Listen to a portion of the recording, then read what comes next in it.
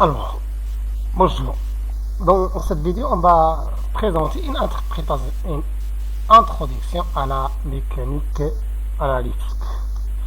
Donc, la mécanique rationnelle est une théorie physique fondamentale qui permet de décrire le mouvement des corps lorsqu'ils interagissent entre eux, par exemple particules, corps, solides, fluides, milieu continu, etc. Donc, ceci est valable à l'échelle des molécules, à l'échelle des planètes. Cette théorie est valable à l'échelle des molécules qu'à l'échelle des planètes. Cette théorie a été développée principalement par les mécaniciens célèbres, c'est M. Newton, c'est D'Alembert, John Léron D'Alembert, c'est Joseph Louis Lagrange et Hamilton, ainsi que Einstein. Voilà les mécaniciens célèbres. Alors, juste un aperçu à l'histoire de la mécanique. Donc, au XVIIe siècle et avec Newton, que les principes de la mécanique classique sont posés sous forme de 3 lois. D'accord?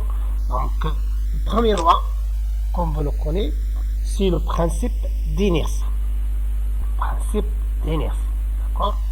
Donc, la somme des forces égale à 0, c'est seulement la vitesse est égale à constante. D'accord?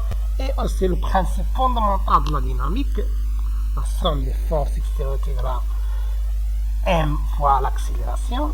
Et le troisième principe, c'est le principe de l'action et de la réaction. Action de la réaction, bien sûr, entre deux systèmes mécaniques. S'il existe deux systèmes, l'un agit sur l'autre. Donc, ces 3 lois sont puissantes et qu'une puissante description nous permet une puissante description dans de nombreux cas. Dans de nombreux cas, et c'est un cas assez simple par rapport à ce qu'on a essayé de voir dans ce modèle. Donc cette formulation, bien sûr, elle était toujours en termes de force. Tous ces principes s'écrivent sous forme vectorielle. Forme vectorielle en termes de force. Alors, au XVIIIe et XIXe siècle, nous trouvons tous les grands mécaniciens mathématiciens, à savoir Bernoulli, Euler, D'Alembert, Maupertuis, Lagrange, Hamilton, Einstein, etc. Avec eux, la mécanique s'affranchit des considérations philosophiques pour parvenir à un exposé analytique fondamental du développement formel de la mécanique. D'accord, donc, il facilite la tâche de la mécanique, tant que la mécanique, du point de vue Newton, elle demande plus de conception vectorielle. Donc, on va voir ça par la suite. Donc, Lagrange et Hamilton, leurs formulations sont variationnelles, se basent sur le formalisme variationnel.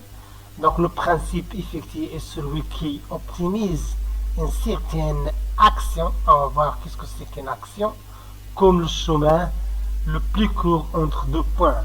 C'est une formulation aussi très géométrique que vectorielle. Donc il est aussi très géométrique qui permet de comprendre et de résoudre des problèmes plus compliqués. Alors, le dernier, c'est Einstein. Donc, c'est la théorie relativiste, la modification de la théorie précédente en unifiant, M. Einstein a modifié la théorie précédente en unifiant l'espace et le temps et en fournissant une expression géométrique de la gravitation. Voilà, c'est ça la théorie de la relativité restreinte d'Einstein. Alors, dans cette première partie du modèle, on étudiera essentiellement les formulations de Lagrange et de Hamilton. et on prendra bien sûr des techniques pour résoudre des problèmes précis. Pour résoudre des problèmes précis. Alors, comme toujours dans le cadre de cette introduction, pour pouvoir traiter des problèmes plus complexes ou plus finement et pour pouvoir faire des démonstrations rigoureuses, on appelle ce qu'on appelle la mécanique analytique, au lieu de la mécanique bien sûr classique de Newton. Donc la mécanique analytique constitue bien sûr une formulation très élégante et puissante bien sûr. Il est parfaitement adapté à la description du système où les mouvements sont sujets à des contraintes, c'est-à-dire lorsque le mouvement du système suivi à des contraintes. C'est un cauchemar avec les formulations standards de Newton. En mécanique analytique, nous ne précisons pas les équations, nous ne préciserons pas les équations locales qu'on doit vérifier à chaque instant le mouvement de la particule. En fait, la description du mouvement en mécanique analytique est très semblable à la description des rayons lumineux avec le principe de Fermat. Voilà juste une identification entre le principe de Fermat et la description des mouvements du point de vue en mécanique analytique. Voilà. Donc la formulation de la mécanique analytique aussi mieux adaptée à de nombreux domaines de la physique moderne, tels que la mécanique quantique. C'est la base pour comprendre mieux la mécanique quantique, la mécanique statistique et les théories des champs, théorie quantique des champs. Il est à l'origine de la quantification des dynamiques du système, aussi adapté à la formulation du modèle des interactions fondamentales en se basant sur les symétries de jauge, et aussi utile pour reconstruire l'électromagnétisme à partir de la relativisme. Donc il est une formulation assez puissante et élégante dans toute la physique, même si la physique moderne.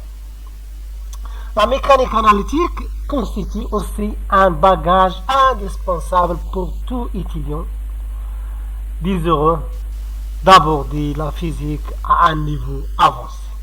Voilà. L'ambition de cette partie du modèle est de permettre une introduction aussi complète que possible aux bases de la mécanique analytique. Les applications avancées étant réservées à d'autres branches de la physique pour lesquelles ceci constitue comme un prérequis. Okay? Alors là, le formalisme lagrangien que nous allons introduire tire son origine du principe des travaux virtuels. On va voir qu'est-ce que c'est que le principe des travaux virtuels, bien sûr, et l'idée d'Alembert, comment il a été établi ce principe des travaux virtuels, ou bien le principe de puissance virtuelle,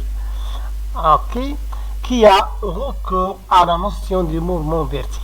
Donc il a recours à la notion du mouvement virtuel d'un système pour déterminer le mouvement réel de ce système. Voilà. Pourquoi? On va voir, parce que pour éliminer seulement les travaux des contraintes subissant sur le système, ou bien agissant sur le système.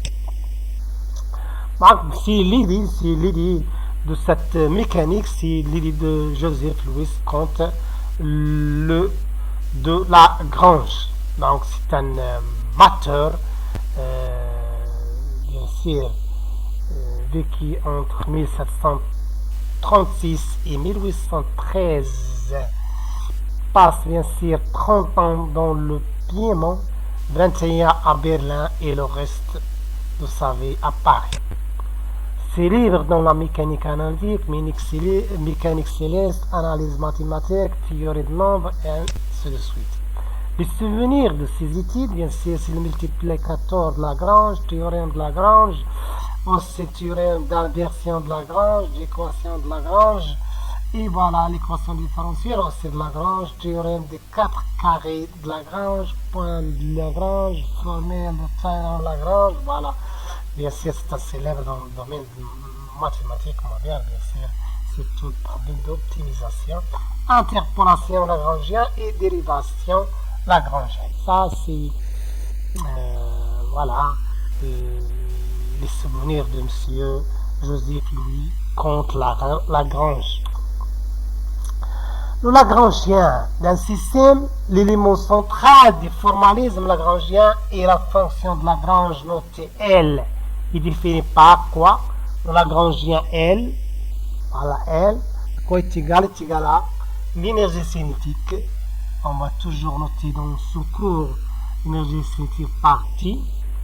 Et aussi moins l'énergie potentielle. Vous voyez que R est égal à T moins V au lieu de plus, c'est l'énergie mécanique. Donc ainsi moins va changer bien sûr tout le formalisme qu'on a déjà vu. Voilà, R est égal à T moins V.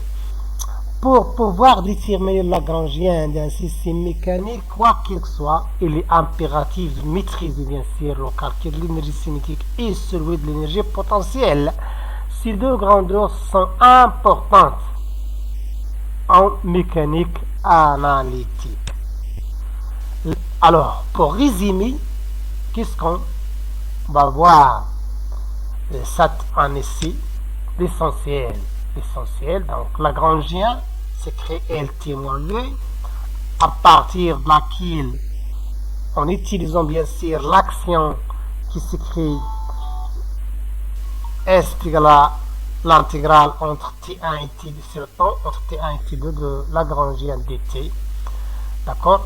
Par la suite, à partir de laquelle on va déterminer, en utilisant bien sûr le principe de moindre action ou bien le principe d'Hamilton, si l'action ou bien la variation d'action est égale à 0, je peux trouver l'équation de Lagrange qui s'écrit sous cette forme: d sur dt, dl sur dq point moins dl sur dq est égal à 0 bien sûr, et c'est le nombre de paramètres qu'on va voir par la suite.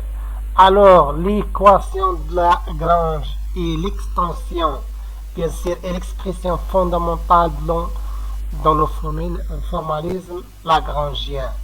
Il peut être obtenu de 3 manières différentes. Ce ne sont pas les seuls. Donc 3 manières différentes pour obtenir l'équation, la fameuse équation de Lagrange, de Lagrange, c'est soit à partir directement de la dynamique newtonienne ou bien à partir des principes des travaux virtuels d'Alembert de l'originalité de cette équation de Lagrange, ou bien on peut obtenir cette équation de Lagrange à partir des principes de calcul variationnel théorie de Lagrange. Aussi, parmi l'essentiel, on va voir l'expression de l'impulsion générale P, quantité de mouvement qui est égale à d rang L sur dq point I, et l'hamiltonien qui s'écrit H est égal à la somme de EP et qui point I, qui c'est les coordonnées ou bien les paramètres primitifs qui peut décrire le mouvement, alors qui point c'est la dérivée, c'est la vitesse, n'est plus. Donc moins L, on va voir ça par la suite seulement. J'ai essayé de signaler l'essentiel dans ce cours, dans la première partie de ce modèle de la mécanique analysée des vibrations. Alors l'équation canonique, soit P' est égal à moins D rond H sur dq, et qui point est égal à DH sur dp. Voilà l'essentiel. On voit tout ça au fur et à mesure dans cette première partie. Merci pour votre attention et à bientôt.